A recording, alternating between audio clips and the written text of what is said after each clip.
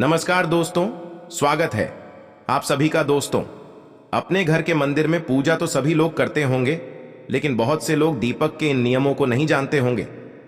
दीपक को आप भगवान का नाम लेकर जलाते हैं। कहीं वो दीपक कुछ गलत संकेत तो नहीं दे रहा है?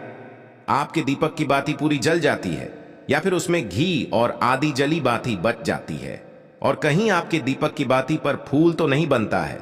और दीपक की बाती पर फूल बन जाने का क्या मतलब होता है? तो क्या आप जानते हैं कि दीपक की बाती का पूरा जल जाना और बच जाना क्या संकेत देता है? कहीं आपके जीवन की परेशानियों की वजह आपके जलाए दीपक से तो नहीं जुड़ी है? आप पहले से जले हुए दीपक में तो बाती नहीं जलाते हैं। और दोस्तों, क्या आप भी बार बार एक ही दीपक में तो बाती नहीं जलाते हैं? अगर आप भी ये गलतियां करते हैं तो आपको जानकर हैरानी होगी कि आपने पूजा के मंदिर में दीपक जलाते समय ये गलतियां कर दी, तो इसके परिणाम हमें भुगतने ही होंगे। दीपक की बाती का पूरा जल जाना भी अलग अलग संकेत देता है, जो हमारे लिए जानना बहुत जरूरी है।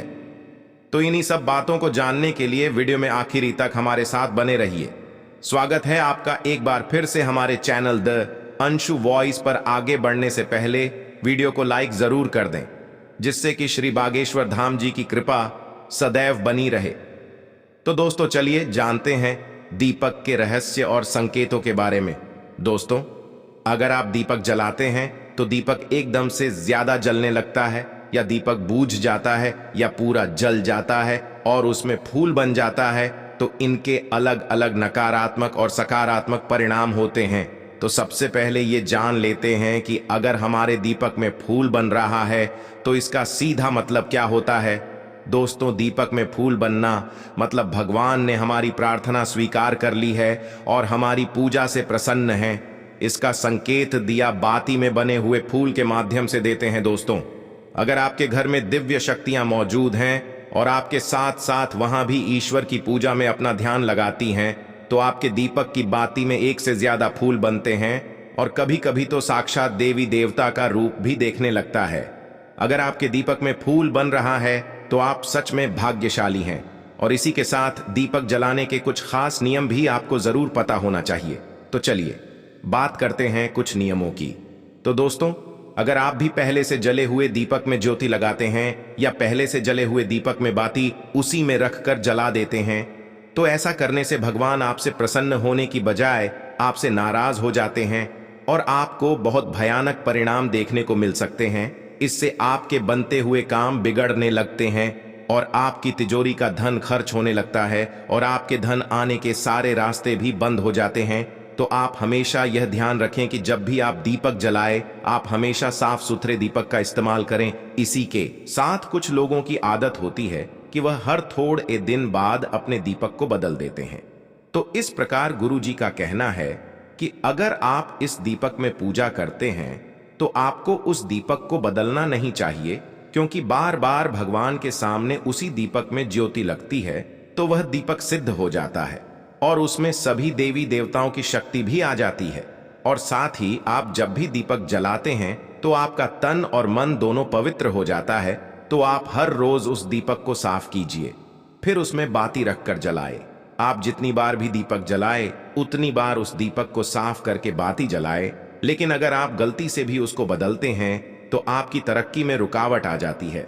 दोस्तों, गुरु जी का कहना है कि आप अपने दीपक को कभी मत बदल लिए। लगातार 10 साल 20 साल तक आप उसी दीपक में दीपक जलाए और अपने दीपक को सिद्ध हो जाने दीजिए। और दोस्तों, अगर आपको इस दीपक का चमत्कार भी देखना है तो आपके घर में कोई रोगी या बीमारी है या कोई लंबे समय से बीमार रहता है, तो आपको क्या करना है कि इस दीपक को शुद्ध पानी में थोड़ा गंगा जल मिलाकर डाल दीजिए और दीपक को बाहर निकाल दीजिए। उसके बाद उस पानी को रोगी व्यक्ति को पीला दीजिए। तो इससे क्या होगा कि वो रोगी व्यक्ति ठीक हो जाएगा और साथ ही वह चलने फिरने लगेगा। इससे उसका मानसिक संतुलन बिगड़ा हुआ था वह भी ठीक हो जाएगा, क्योंकि उसमें सभी देवी देवताओं की शक्ति हो उसमें आ जाती है। तो चलिए अब बात करते दूसरे उपाय की।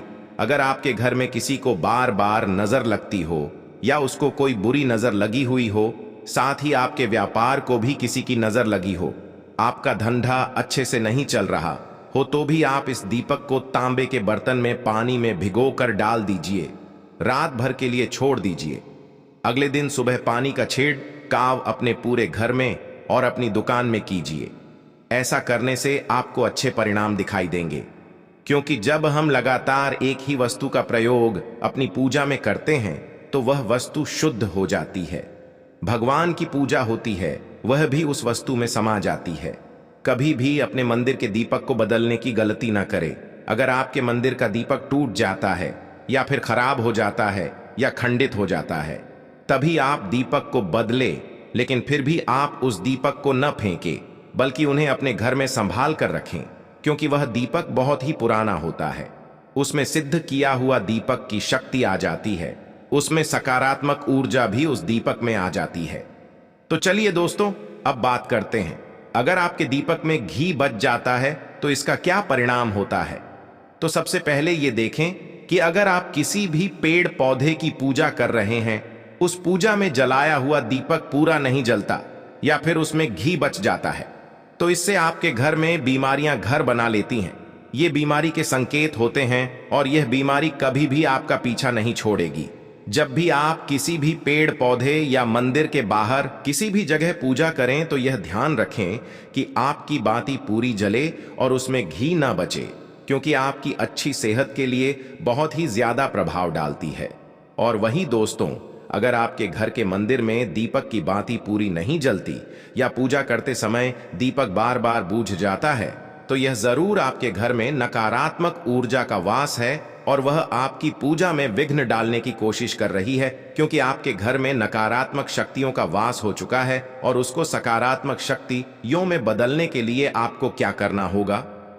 आपको करना होगा कि आप स्वच्छ तन मन से दीपक जलाए, भगवान श्री राम का और बालाजी महाराज का नाम ले। इससे आपके जीवन में सकारात्मक ऊर्जा बढ़ेगी और नकारात्मक ऊर्जा खत्म हो जाएगी। क्योंकि दोस्तों, आपको पता होगा कि एक वातावरण में एक ही तरह की ऊर्जा रह सकती है, या तो सकारात्मक ऊर्जा या फिर नकारात्मक ऊर्जा।